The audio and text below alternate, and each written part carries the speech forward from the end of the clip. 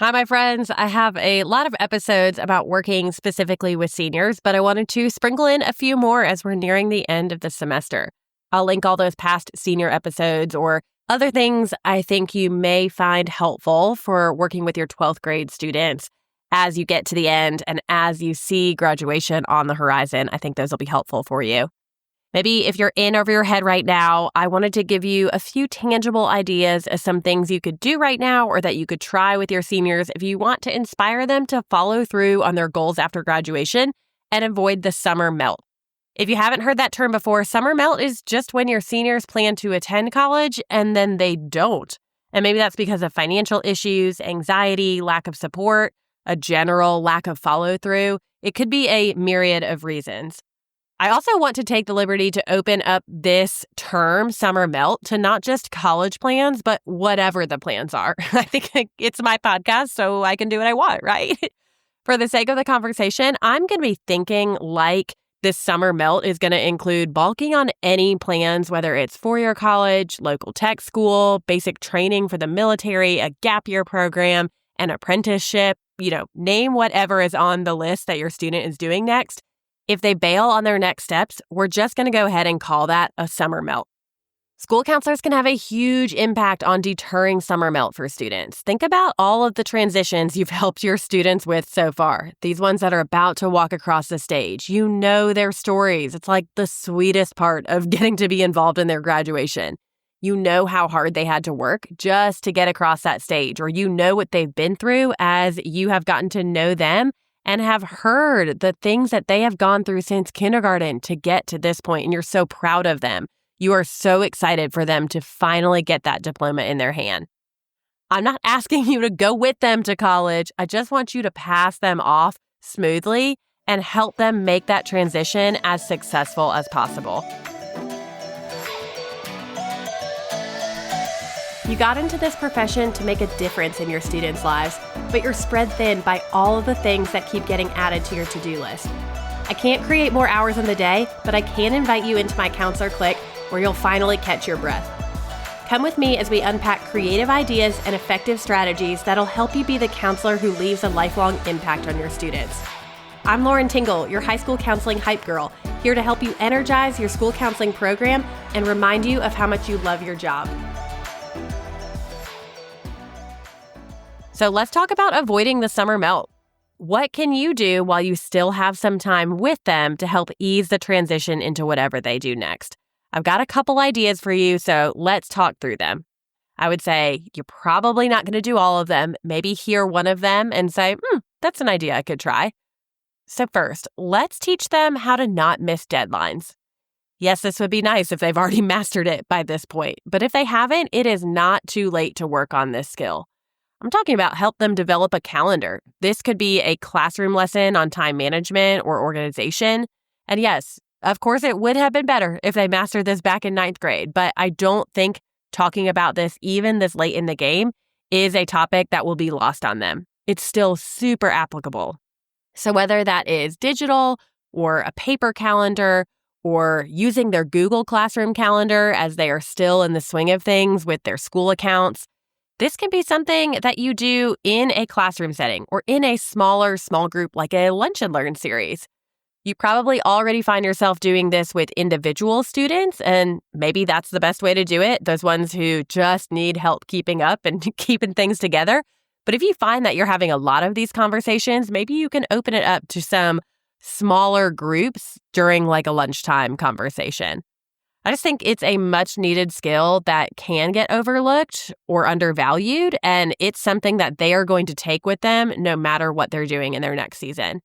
You could even put their orientation date or the date they start that new job on the calendar and start getting excited for what's next.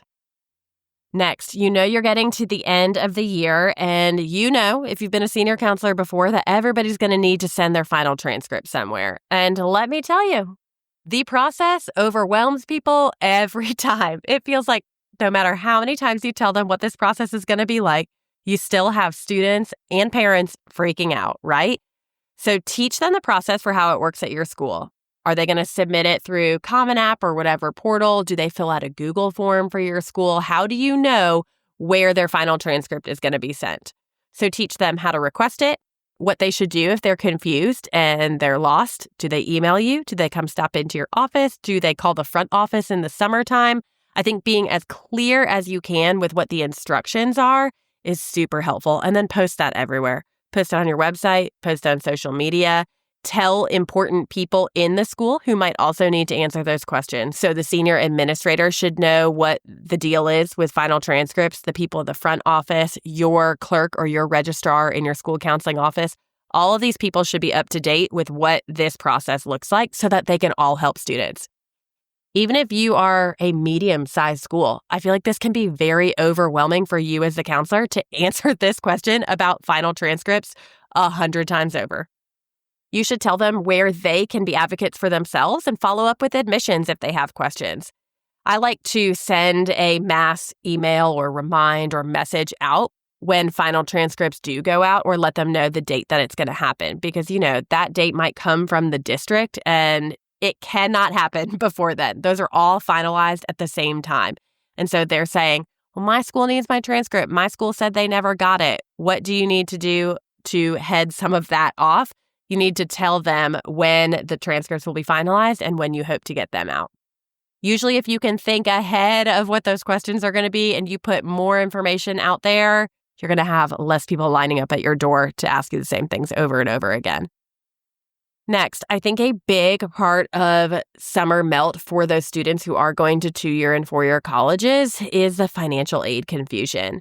And I don't think that you as the high school counselor need to have every answer when it comes to financial aid. There are people who specialize in that. And I don't expect you to know everything. They might, students and parents might, but that's not realistic.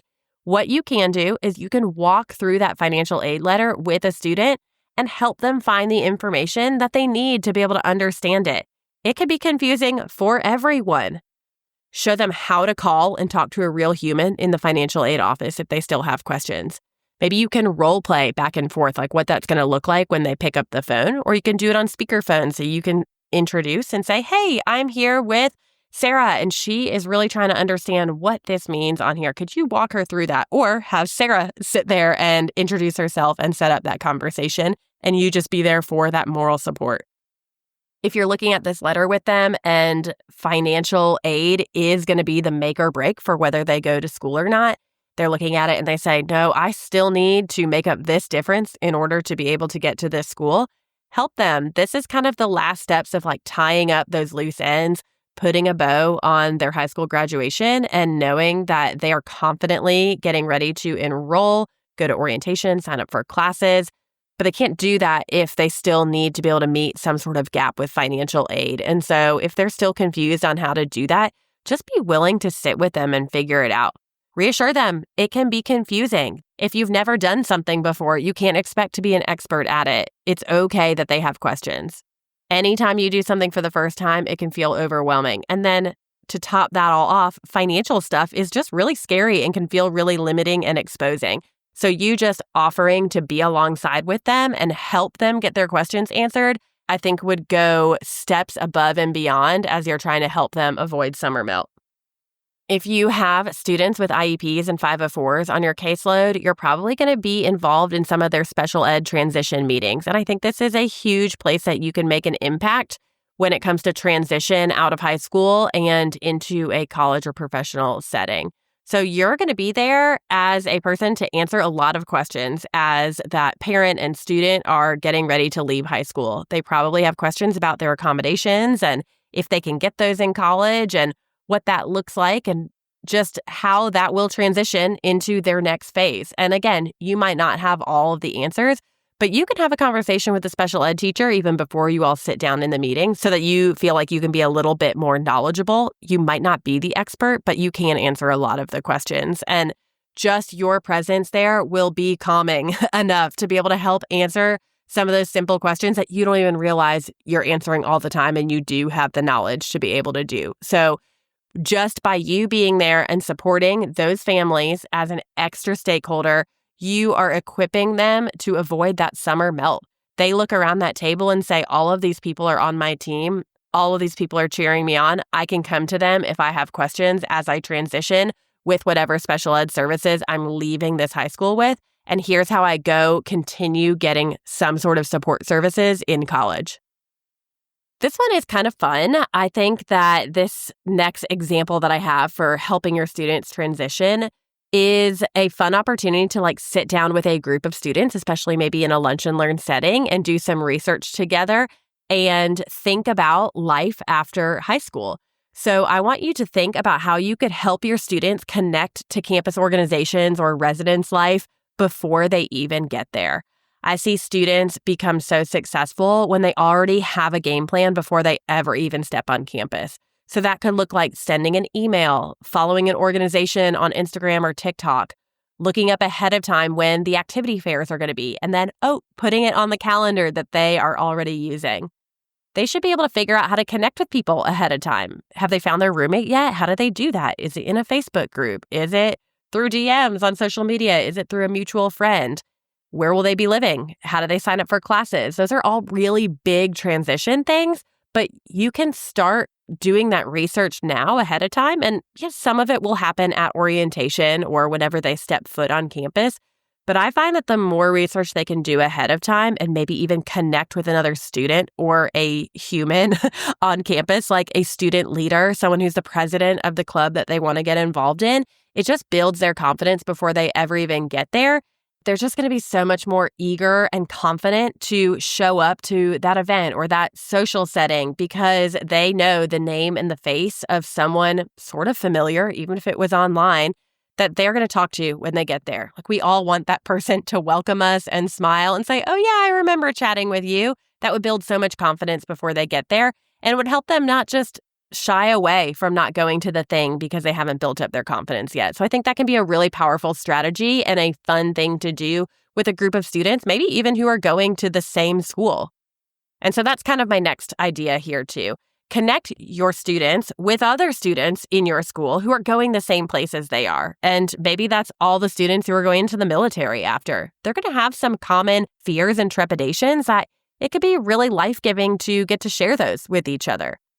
Maybe you are getting all the students going to the big university that everybody goes to. You're getting them all in one room and they're finding out what dorms everyone's going to live with. They're exchanging phone numbers so that they have their local home network before they even get to the school. I remember thinking that when I went to the really big state school in my home state of Florida, I went to the University of Florida, I was not excited to go to the same school as a lot of my people from my high school, but then it was actually really nice just to have the familiar setting of someone who sat in my high school cafeteria at the same place in my dorm area that was sitting in the college cafeteria, that I could have somebody to have lunch with or dinner with, even if I hadn't made any new friends yet. So there's just a comfort in that transition of bringing even an acquaintance from high school over into the college setting. If any of these seems like it's really overwhelming for a particular student, you can take any of these ideas and also just sit with them and role play. Role play picking up the phone and you being the admissions or the financial aid person and them asking their questions. Just like we would do in any other individual counseling setting, the way we build those skills is to practice and give feedback, and preventing summer melt will come by building that confidence. And so if we can sit with our students or give them a partner to practice that with, I think that'll help equip them with the skills that they need.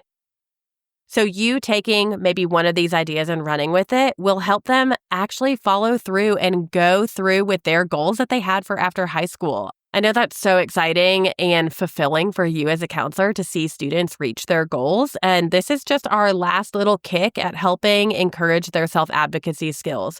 We help build their confidence by helping them figure out how to ask questions and knowing when to ask for help and then who to ask for help and how to get it and how to know when you found success. If you wanted to get really into the data, you could track your seniors and keep track of their summer melt percentages before you implemented any of your strategies and after. And maybe this is some sort of SMART goal that you're measuring long-term, like year to year, and you can see if you can improve that. I know there are variables with who those students are going and all that, but I think that you can implement some of these strategies and find some success with your students and know that you are helping them all the way till the end of graduation. I know we talked about non-counseling duties a few weeks ago, and this is a perfect example of something that you can be focused on with a data-driven process too that can really replace some of those non-counseling duties if your administration is wondering what you do with all of your extra free time if you got rid of those non-counseling duties. So I'd encourage you to write down some of your data, kind of track it if that is something that you're going to need to be held accountable for. But if anything, just think about some of these ideas for transitioning your seniors into their next season and think about the success that you could have in helping them avoid summer melt as they move into their next phase. I'd be remiss too if I didn't mention that there are 2 resources that I would find helpful for this in my TPT store. I have a transition to college PowerPoint presentation, and I have a life after high school classroom lesson. That does include just the slides as well. Like you could buy those separately. But both of those would be great just talking points for things to think about as you transition into your next stage, or some things that you might need to be practicing before you go out on your own and become fully independent. So I will link to those in the show notes. I think both of those could give you some talking points to use with your students in a classroom, in a lunch and learn, even an individual setting if you're wondering what kinds of things should we be talking about as we transition into adulthood and independence. I'll see you next week for another episode. Thanks for listening to today's episode of High School Counseling Conversations. All the links I talked about today can be found in the show notes and also at counselorclick.com/podcast. Be sure to hit follow wherever you listen to your podcast so that you never miss a new episode. Connect with me over on Instagram. Feel free to send me a DM at counselorclick. That's CLIQUE. I'll see you next week.